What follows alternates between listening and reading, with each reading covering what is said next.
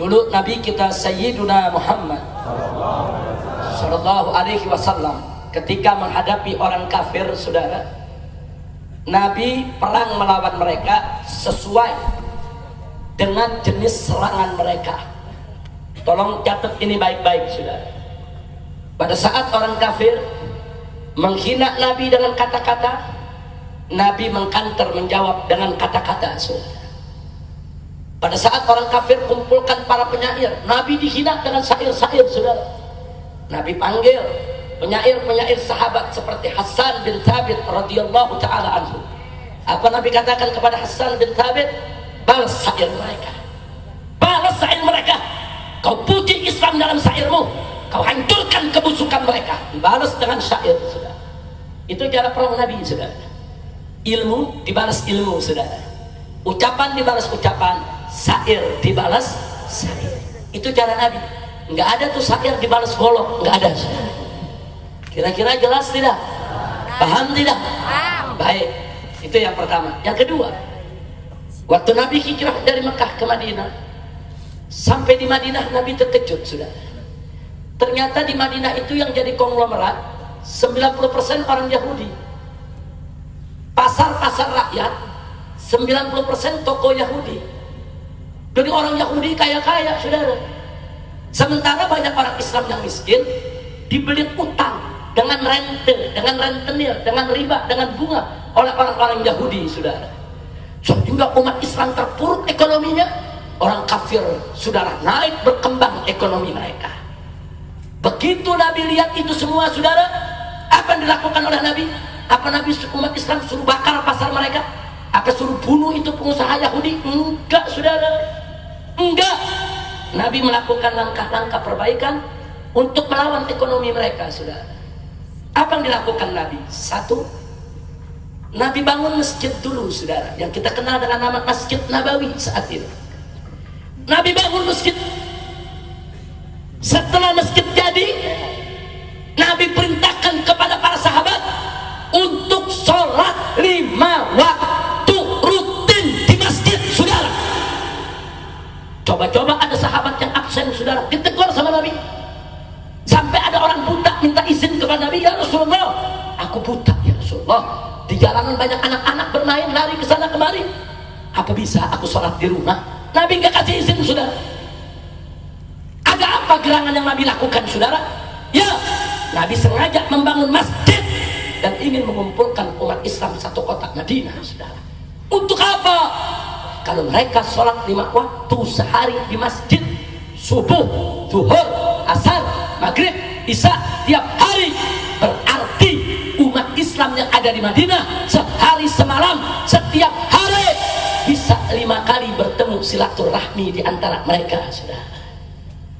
Kalau kita tiap hari ke masjid, saudara, sehari 5 kali ke masjid, seminggu, sebulan, setahun, saudara, yang tidak kenal menjadi kenal, yang sudah kenal menjadi akrab, yang sudah akrab, saudara, akan menjadi saling sayang. Kalau sudah saling sayang, mereka akan saling membantu dan menolong, saudara. Ini yang dikerjakan oleh Nabi, saudara. Sengaja tiap hari Nabi pimpin, saudara. Dan setiap Nabi salam, assalamualaikum terakhir, Nabi periksa, kemana si fulan, kok nggak hadir? Kemana si anu, kok nggak datang? Kalau sakit Nabi tengokin. Kalau coba-coba dia tinggalkan itu sholat dengan sengaja, nggak mau sholat berjamaah, Nabi datang, Nabi tegur, saudara. Luar biasa. Dan ternyata, saudara, cara Nabi berhasil. Orang satu kota Madinah saling kenal. Nggak ada sahabat yang nggak kenal satu sama lainnya, saudara. Semua saling kenal. Ini dengan ini kenal, ini dengan ini kenal, saudara. Bahkan mereka mulai akrab, punya teman-teman baik, saudara, di dalam masjid. Alhamdulillah. Yang ketiga, begitu masjid sudah berdiri, sholat berjamaah sudah jalan, mereka sudah saling kenal, bahkan bersahabat, saudara. Nabi kumpulkan muhajirin dan ansor dalam masjid. Apa yang Nabi lakukan? Nabi persaudarakan, saudara. Diambil satu muhajirin, diambil satu ansor, ayo kau bersaudara. Kau sudah dekat kan? Kau dengan kau dekat, akrab, ya sudah, kau bersaudara. Yang satu lagi, kau dengan kau sudah baik kan? Sudah bagus kan hubungannya? Kau bersaudara. dipersaudarakan semua. Setiap satu muhajirin punya satu saudara ansor, saudara. Nah begitu udah Nabi pasang-pasangin. Lalu apa yang dilakukan oleh Nabi? Nabi sampaikan kepada orang ansor, sekarang kau bawa pulang ke rumahmu ini orang muhajirin. Kau berbagi suka dan duka. Apa yang kau punya berikan kepada saudaramu. Itu ansor saudara perebut.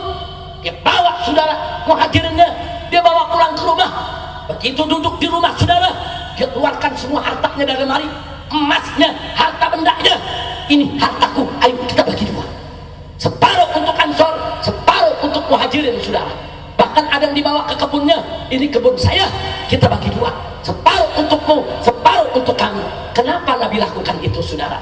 Sebab walaupun orang ansor tidak mampu bersaing dengan orang-orang Yahudi, tapi setidaknya sebagai pribumi mereka masih punya rumah, mereka masih punya kebun, mereka masih punya harta benda. Sedangkan orang-orang muhajirin, mereka tinggalkan kekayaan mereka di Mekah, kekayaan mereka dirampas oleh orang-orang kafir.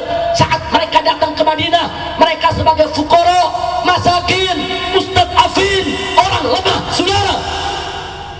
Tapi satu hal Nabi tahu, kelebihan muhajirin pintar berniaga, kelebihan muhajirin jago dagang saudara. Muhajirin kalau dikasih modal, dia akan mampu untuk menyaingi pedagang Yahudi saudara. Makanya Nabi persaudarakan. Bahkan Abdurrahman ibn Auf dibawa oleh seorang ansor. Ayo Abdurrahman, kau datang ke rumahku. Dibawa, ini kebunku, separuh untukmu, separuh untukku. Dibawa ke dalam rumah, ini emasku, separuh untukmu, separuh untukku. Enggak sampai di situ, istrinya disuruh keluar 4 orang saudara. Aku punya istri 4, kau boleh pilih 2. Mana yang kau pilih? Aku ceraikan, aku punya istri. Selesai masa iddah, silakan kau nikahi. Aku yang akan nikahkan kau dengan dia. Subhanallah. Jangankan harta benda, sampai istri ansor siap berbagi dengan muhajirin saudara. Tapi apa dijawab oleh Abdurrahman ibn Auf? Tidak, biarkan istrimu tetap bersamamu. Aku cukup mendapatkan modal ini. Bahkan tanah dipulangin oleh Abdurrahman ibn Auf. Aku tidak butuh kebunmu, aku tidak butuh tanahmu. Aku cukup hanya uang ini. Aku akan berangkat ke pasar untuk berniaga. Subhanallah. Nabi berhasil mempersaudarakan muhajirin dan ansor sampai mereka mau saling berbagi, saling berbagi. Kenapa?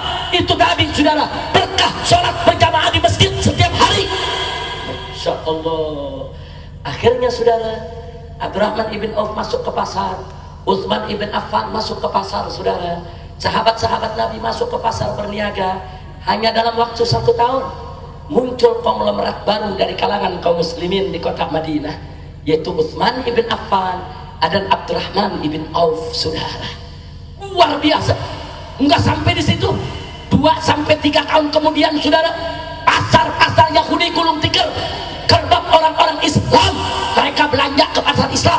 Orang-orang Islam enggak mau lagi ngutang kepada Saudi karena dililit oleh riba. Mereka hanya mengutang kepada umat Islam tanpa riba. Subhanallah. Saya tanya, Nabi cerdas tidak? Nabi cerdas tidak? Nabi cerdas tidak?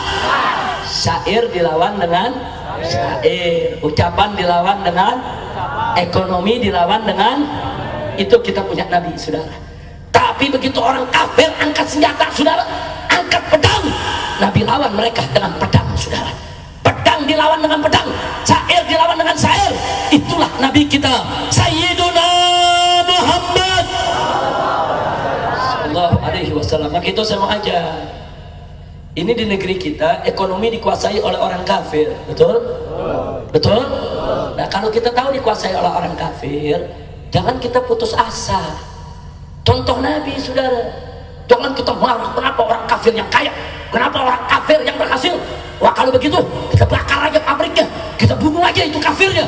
Nggak boleh saudara, bukan itu yang Nabi ajarkan saudara. Jangan menjarah mereka, jangan membakar pabrik mereka, jangan merampok mereka. Hadapi dengan ekonomi saudara. Kalau kafir menekan kita dengan politik, hadapi mereka dengan politik. Kalau kafir menyerang kita dengan ekonomi, hadapi mereka dengan ekonomi. Betul? Waktu di Ambon dan Poso, saat mereka menyerang kita dengan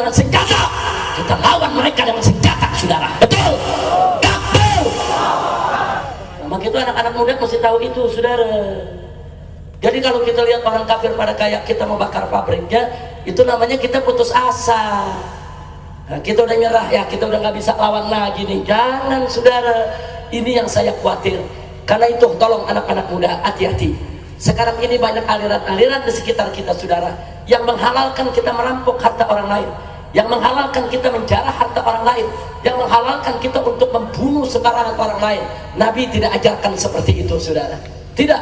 Maka itu apapun, saudara, yang terjadi di negeri ini, jihad ada syaratnya, jihad ada rukunnya, jihad ada adab dan akhlaknya.